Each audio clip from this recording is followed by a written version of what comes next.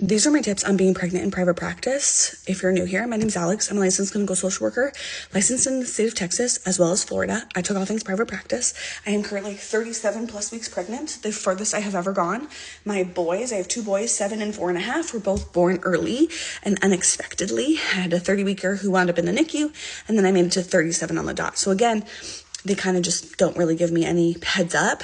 And so I went into this expecting the same for her. And she's like, nah, ma, I'm going to be stubborn. I'm going to stay in the whole time. Like, watch me have to get induced with this one, which could potentially be another 2 weeks. But me and all my clients who are prepared for this, we're not expecting that. So I don't have very many for the next 2 weeks. So here are my thoughts.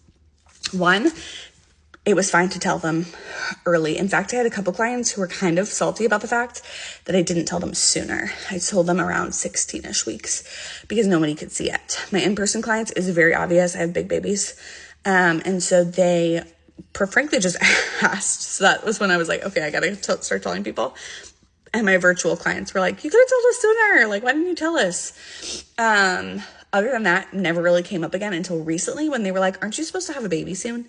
Because I think everyone expects like, hey, you're really pregnant. You're going to like not be seeing us up until delivery. But again, self-employed, we don't get paid if we don't work. So if you can power through me sounding like I'm out of breath and just ran a marathon, I'm going to be here. I'm going to be here because I don't get paid if I don't work. And that has probably been the trickiest thing to navigate is the scheduling with OB appointments, high-risk doctor appointments, and then my clients being like, I don't want you to feel like you have to be here. And me being like, no, like, please, let's keep going. But I also want to respect the fact that like, they don't want to get like canceled on, and they're rather like have a point where we're like, okay, we're good. And that was like last Friday for most of my clients. I have a couple who are like, let's keep going until you tell me otherwise. So that's kind of why I even have 5 for this week. So tell them whenever you want to. I sent out a notice probably about a month and a half ago with resources and referrals, which I got plenty of compliments on. I don't have a single client who asked to be repaired or rematched.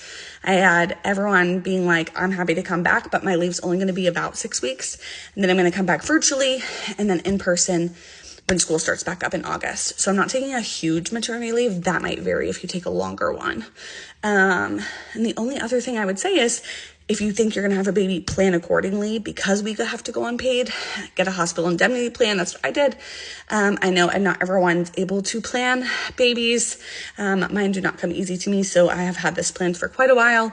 But that will help with some of the income loss. But yeah, I was still getting new referrals who wanted to wait for me, like literally up until a couple days.